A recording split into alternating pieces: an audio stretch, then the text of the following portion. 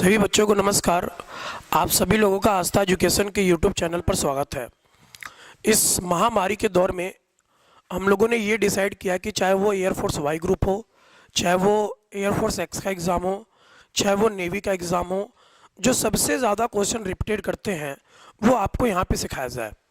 और उन सभी क्वेश्चन का अप्रोच क्या होगा या फिर एग्जामिनर क्वेश्चन की फ्रेमिंग कैसे कर सकता है, इन सभी बातों पर हम लोग डिस्कस करेंगे।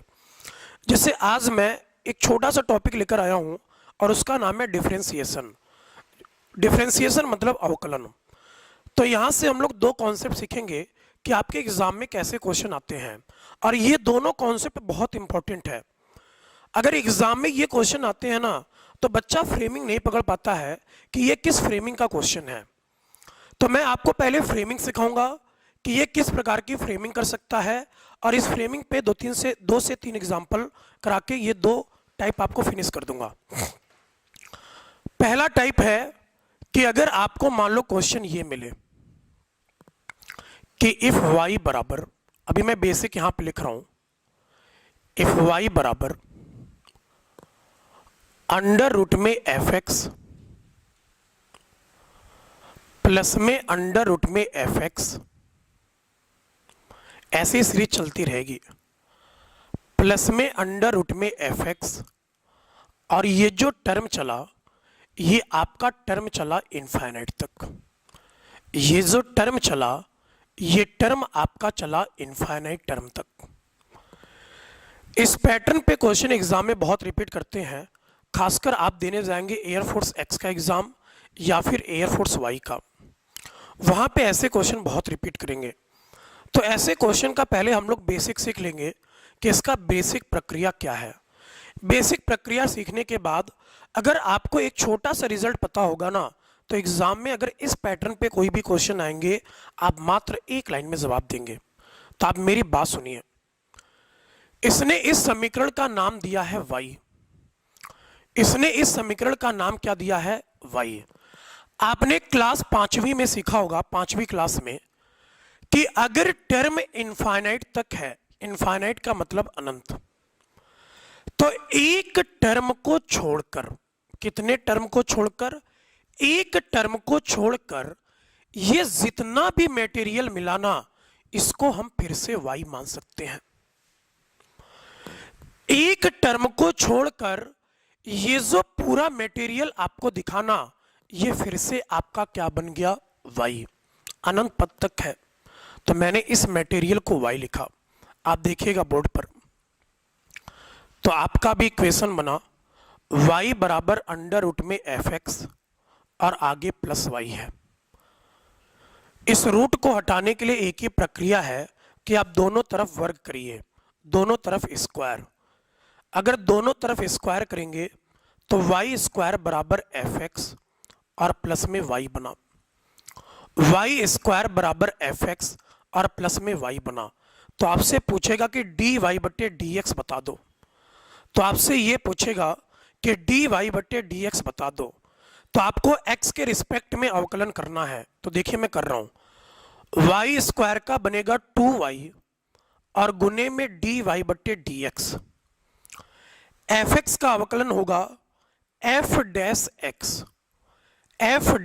x और y का अवकलन होगा dy बटे dx। तो हमने अवकलन कर दिया x के रिस्पेक्ट में। y स्क्वायर का 2y dy बटे dx, fx का f डैश x और y का dy बटे dx। आपको dy बटे dx चाहिए तो थोड़ा सा अरेंज करिए। अगर मैं इस पार्ट को इधर लेकर आऊंगा ना, तो ये माइनस में जाएगा, मतलब कि 2y गुने में dy बटे dx माइनस में dy बटे dx माइनस में dy बटे dx और बराबर में f डैश x और बराबर में f डैश x। आपको यहां से एक चीज कॉमन दिख रहा होगा कि इन दोनों में से कॉमन क्या है? dy बटे dx। इन दोनों में से कॉमन मिला dy बटे dx, तो हमने यहां से dy बटे dx कॉमन ले लिया। जैसे dy बटे dx कॉमन लिया ना, तो अंदर आपका मटेरियल बचा 2y माइनस 1, 2y माइनस 1 और बराबर में एफ डैश एक्स। तो आपने क्या देखा कि अगर मैं यहाँ से डी वाई बटे डी एक्स निकालूं, अगर मैं यहाँ से डी वाई बटे डी एक्स निकालूं, तो केवल आपको काम यही करना है कि ऊपर लिखेंगे एफ डैश एक्स, ऊपर लिखेंगे एफ डैश एक्स और नीचे आपका बन जाएगा 2y माइनस 1।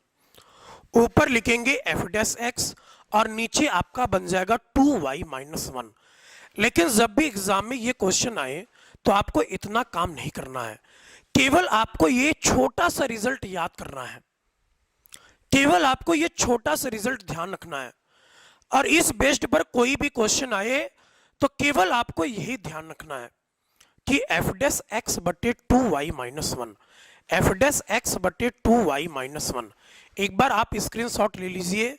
इसके बाद मैं आपको 3 से 4 एग्जाम्पल कराता हूं कि एग्जाम में कैसे क्वेश्चन पूछेगा। लेकिन हमने आपको बेसिक भी बता दिया कि इसका बेसिक प्रोसेस क्या होता है। तो कभी भी अगर इस प्रकार से क्वेश्चन मिले और आपसे डी वाई बटे डी एक्स पूछे, क्या पूछे? डी वाई बटे डी एक्स, तो आपको केवल यही ध्यान रखना है कि जो भी फंक्शन ऊपर होगा उसका करेंगे डेरिवेटिव और नीचे आपको लिखना है 2y माइनस 1। जो भी फंक्शन आपको यहां पर देगा उसका डेरिवेटिव आपको ऊपर लिखना है और नीचे आपका 2y माइनस 1। मैं आपको 3 एग्जाम्पल देता हूं, देखिएगा। क्वेश्चन नंबर फर्स्ट आपसे ये बोलेगा कि इफ y बराबर, आप fx कुछ भी रख सकते हैं, आप इस पे हजारों क्वेश्चन बना सकते हैं। जब आप किसी पैटर्न पे हजारों क्वेश्चन बना सकते हैं ना, इसका मतलब कि वो क्वेश्चन एग्जाम में आता है, क्योंकि क्वेश्चन 1000 में से ही आएगा। तो ऐसे पैटर्न के क्वेश्चन बहुत एग्जाम में आते हैं।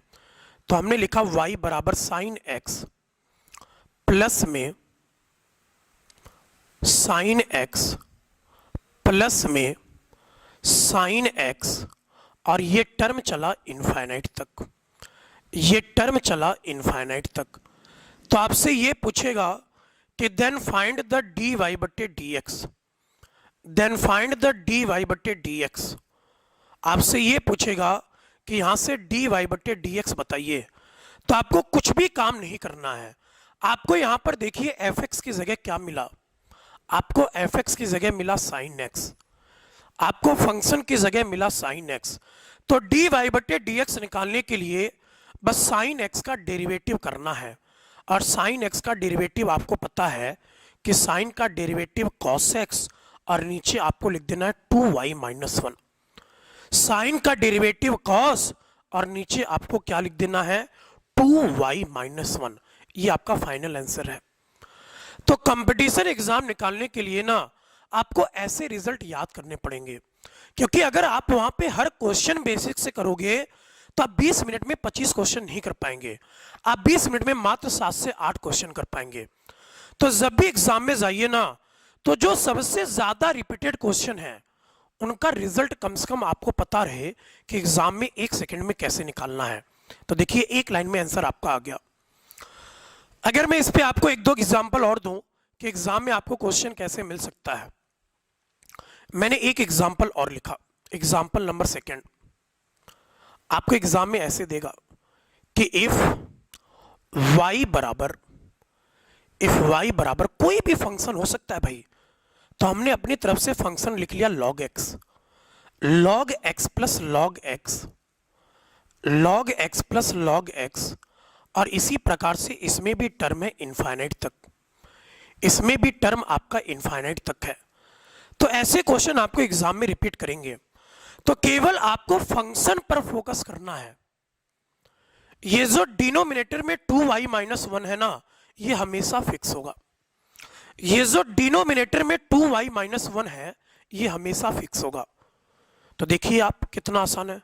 आपसे dy बटे dx पूछेगा, आपसे dy बटे dx पूछेगा, तो देखो आपको fx की जगह क्या मिला है log x, और log x का आपको अवकलन पता है कि log x बराबर 1/x, log x का अवकलन होगा 1/x और नीचे आपको लिख देना है 2y माइनस 1, नीचे आपको क्या लिख देना है 2y माइनस 1। तो एक लाइन में आपको आंसर मिलेगा। ये सब क्वेश्चन जो है ना, ये बहुत डराने वाले हैं, लेकिन अगर आपको कॉन्सेप्ट पता है तो आप मात्र 2 सेकंड में जवाब करके अगले क्वेश्चन पर बढ़ जाएंगे। तो ऐसे क्वेश्चन को आपको प्रैक्टिस करना है जो सबसे ज्यादा क्वेश्चन एग्जाम में रिपीट करेंगे। एक एग्जाम्पल मैं आपको और समझा देता हूं कि एग्जाम में और कैसे क्वेश्चन आ सकते हैं।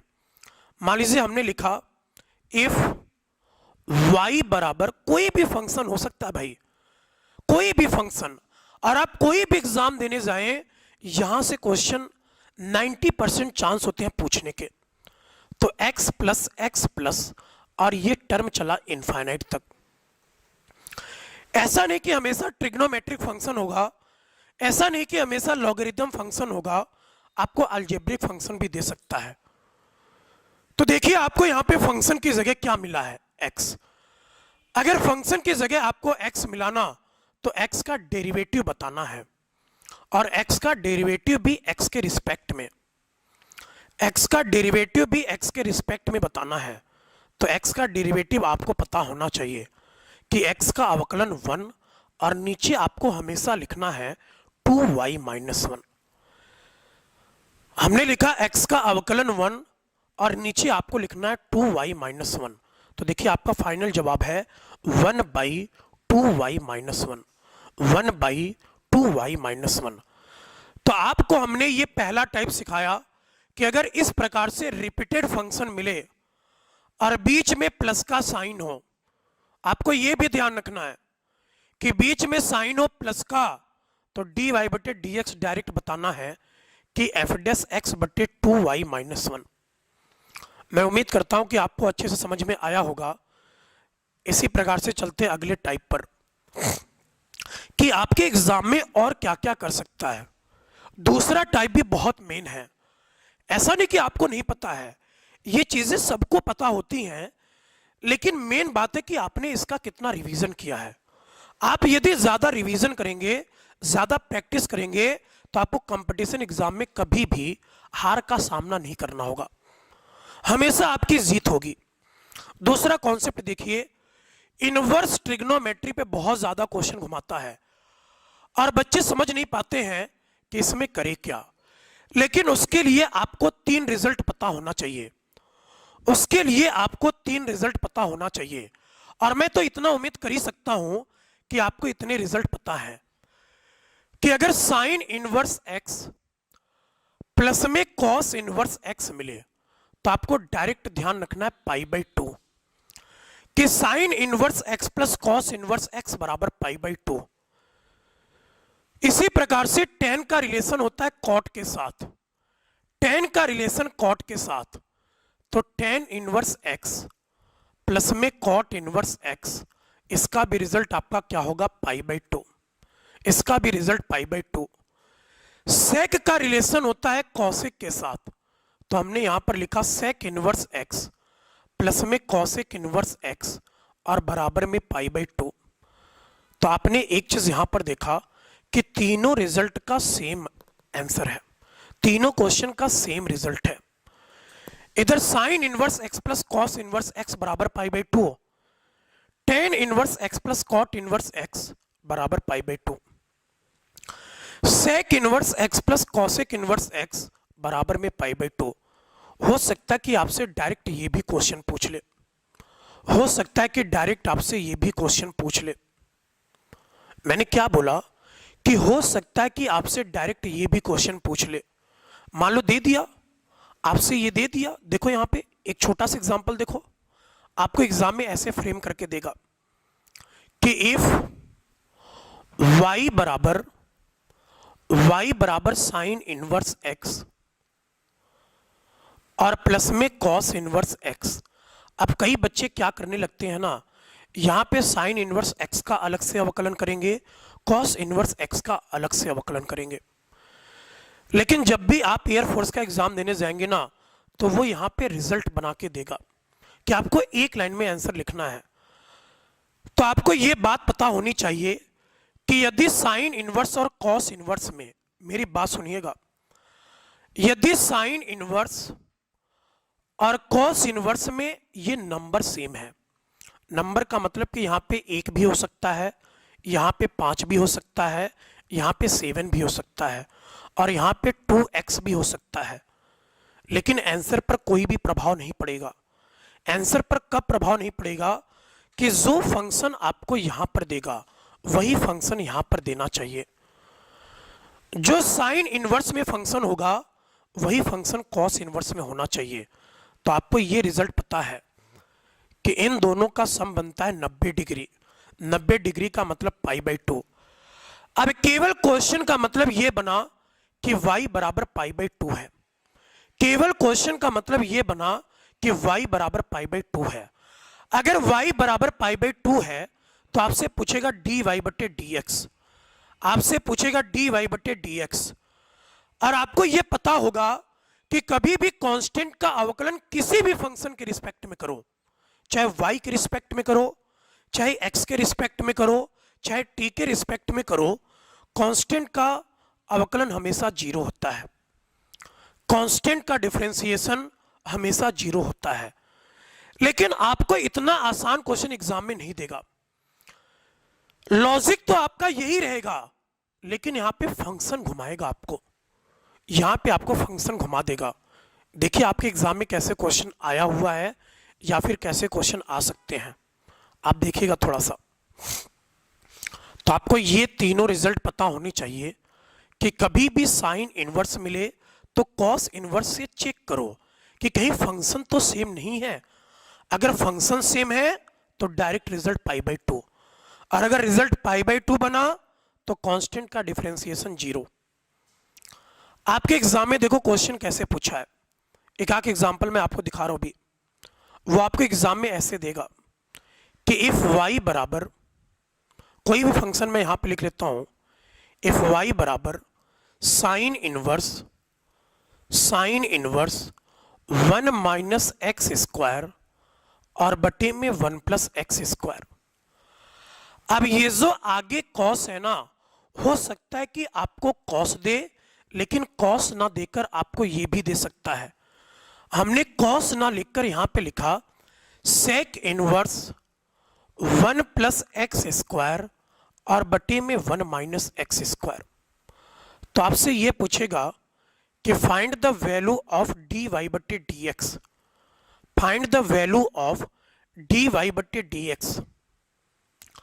तो कभी भी अगर इनवर्स पे ऐसे क्वेश्चन आए ना, तो आपको हमेशा ध्यान रखना है कि अगर साइन मिला, कहीं ये वाला फंक्शन कॉस में तो सेम फंक्शन नहीं दे दिया। अगर यहां पे सेक मिला तो आप इसे कॉसिक भी सोच सकते हैं, ऐसा नहीं कि साइन के अकॉर्डिंग कॉस ही सोचना है, आप सेक के अकॉर्डिंग कॉसिक भी सोच सकते हैं। तो कभी भी ऐसे पैटर्न के क्वेश्चन आए ना, तो आपको पहले चेक करना होगा कहीं इस पैटर्न पे तो क्वेश्चन नहीं है। तो देखो आपको यह पता होना चाहिए कि सेक इनवर्स बराबर cos inverse 1/x, sec inverse x बराबर कॉस इनवर्स 1/x। जब आप इसे कॉस में चेंज करेंगे ना, आप देखिएगा इधर, अगर मैं सेक को कॉस में चेंज करूं, कॉस इनवर्स में चेंज करेंगे ना, तो डिनोमिनेटर का फंक्शन न्यूमरेटर में, तो हमने ऊपर लिखा 1 माइनस एक्स स्क्वायर, और न्यूमरेटर का फंक्शन डिनोमिनेटर में होगा, तो हमने नीचे लिखा 1 प्लस एक्स स्क्वायर, हमने नीचे लिखा 1 प्लस एक्स स्क्वायर। तो आपने यहां पर क्या देखा कि साइन इनवर्स में जो फंक्शन था वही फंक्शन कॉस इनवर्स में है। अगर दोनों में फंक्शन सेम है, अगर दोनों में फंक्शन सेम है ना भाई, तो आप डायरेक्ट रिजल्ट क्या लिखेंगे कि y बराबर π/2। अभी आपको मैंने बताया था कि sign inverse x plus cos inverse x बराबर π/2। जब दोनों में फंक्शन सेम मिला ना, तो देखो y बराबर π/2 बना, और जब π/2 का अवकलन करेंगे तो π/2 का अवकलन कितना होगा? 0। तो इस क्वेश्चन का फाइनल जवाब कितना है? 0। आप चाहे एनडीए का एग्जाम देने जाएं, चाहे नेवी का एग्जाम देने जाएं, चाहे आप एयरफोर्स का एग्जाम देने जाएं, ये क्वेश्चन हर एग्जाम में पूछा हुआ है। और ऐसा नहीं कि यही क्वेश्चन, इस पैटर्न पे क्वेश्चन बहुत ज्यादा रिपीट करते हैं और वो किसी भी अंदाज में आ सकते हैं। तो आपको लॉजिक ये ध्यान रखना है कि कभी भी इनवर्स का क्वेश्चन मिले तो आप पहले ये चेक करेंगे कि इन तीनों में से कोई रिलेशन तो नहीं बना। क्योंकि अगर इन तीनों में से कोई रिलेशन बनाना, फिर आपका जवाब होगा जीरो, हमेशा जवाब होगा जीरो। देखिए मैं आपके सामने एक क्वेश्चन फ्रेम कर रहा हूं कि आपके एग्जाम में कैसे क्वेश्चन की फ्रेमिंग हो सकती है। मान लो हमने 10 का कोई भी रिलेशन उठा लिया, ऐसे आपको क्वेश्चन देगा कि इफ y बराबर, कुछ भी हमने उठा लिया कि y बराबर 10 इनवर्स, और इधर हमने लिख दिया 2x बटे 1 प्लस एक्स स्क्वायर, कुछ भी दे सकता है। 2x बटे, वैसे अगर सही रिलेशन बताया तो यहां पे 1 माइनस होगा। अब या तो आपको यहां पे 10 में रिलेशन देगा या फिर यहां पे आपको रिलेशन कॉट में देगा। लेकिन जब आप एनडीए का एग्जाम देने जाएंगे ना, तो हो सकता है यहां भी रिलेशन 10 में दे, क्योंकि 10 को आपको चेंज करवाएगा कॉट में। जब आप एयरफोर्स का एग्जाम देने जाएंगे तो हो सकता है सीधे सीधे यहां पे कॉट दे दे। तो मेरे मन में आया कि हम यहां पे 10 ही लिख देते हैं, कि हमने यहां पर लिख दिया 10 इनवर्स 1 माइनस एक्स स्क्वायर और बट्टे में 2x। तो कभी भी आपको इनवर्स में क्वेश्चन पूछे और आपको पहला फंक्शन 10 इनवर्स में दिखा, तो आप दूसरे 10 को चेंज करिए कॉट में, क्योंकि कॉट में चेंज करने पर ऐसा हो सकता है कि दोनों जगह फंक्शन सेम मिल जाए। और अगर दोनों जगह फंक्शन सेम मिलेगा तो आप डायरेक्ट जवाब देंगे जीरो, क्योंकि फंक्शन का मान बन जाएगा π/2। तो देखते हैं कॉट में चेंज करके। अब आपको यह पता है कि tan इनवर्स और कॉट इनवर्स आपस में रिवर्स होते हैं। मतलब कि अगर मैं लैंग्वेज में बोलूं तो tan इनवर्स x बराबर कॉट इनवर्स 1/x। डिनोमिनेटर की चीज न्यूमरेटर में और न्यूमरेटर की चीज डिनोमिनेटर में चली जाती है। तो देखते हैं कॉट में चेंज करके। तो हमने यहां पर लिखा कॉट इनवर्स। कॉट इनवर्स लिखेंगे तो इस फंक्शन को आपको ऊपर लिखना है, तो हमने ऊपर लिखा 2x और नीचे आपका बना 1 माइनस एक्स स्क्वायर। तो आपने यहां पर क्या देखा कि जो फंक्शन 10 के साथ था ना, वही फंक्शन आपका किसके साथ है, कॉट के साथ। और यदि दोनों जगह फंक्शन सेम है, आप खुद ही देख लो, अगर दोनों जगह फंक्शन सेम है ना, तो आप डायरेक्ट जवाब लिखेंगे कि अच्छा इन दोनों का सम 90 डिग्री होगा, इन दोनों का सम 90 डिग्री होगा। मतलब कि y बराबर π/2 होगा। जब y बराबर π/2 होगा ना, तो आपसे पूछेगा dy/dx, और किसी भी कांस्टेंट का डिफरेंशिएशन कितना होता है, जीरो। तो हमने आपको दो टाइप आज सिखाए। एक तो प्लस वाले कॉन्सेप्ट पे जब टर्म चलता है इनफाइनाइट तक, तो आपको रिजल्ट ध्यान रखना है f'(x/2y-1)। और जब भी इनवर्स पे क्वेश्चन मिले तो आपको चेक करना है कहीं इन तीनों में से कोई संबंध तो नहीं बना, इन तीनों में से कोई रिलेशन तो नहीं बना। क्योंकि अगर इन तीनों में से कोई रिलेशन बनाना, फिर आपका क्वेश्चन बहुत आसान होगा। ऐसा नहीं कि इसमें और क्वेश्चन घुमा सकते हैं, तो आने वाले वीडियोस में मैं आपको इसमें और कुछ कॉन्सेप्ट सिखाऊंगा कि एनडीए के एग्जाम में आपको और कैसे क्वेश्चन दे सकते हैं। तो इस वीडियो में इतना ही। इस महामारी के दौर में अपनी पढ़ाई बिल्कुल भी डिस्टर्ब ना करें, आप अपना रिवीजन जारी रखें। एयरफोर्स का एग्जाम कभी भी हो सकता है, 1 महीने 1.5 महीने बाद कभी भी एग्जाम हो सकता है। क्योंकि अगर आपको 10 दिन पहले नोटिफिकेशन देगा ना, तो आप ये सोचेंगे कि 10 दिन में रिवीजन करके एग्जाम निकाल लें, फिर आपके लिए थोड़ा सा टफ होगा। इसलिए जितनी भी पढ़ाई आपने की है, जहां से भी पढ़ाई आपने की है, उनका रिवीजन आप करते रहें। तो इस वीडियो में इतना ही। जय हिंद,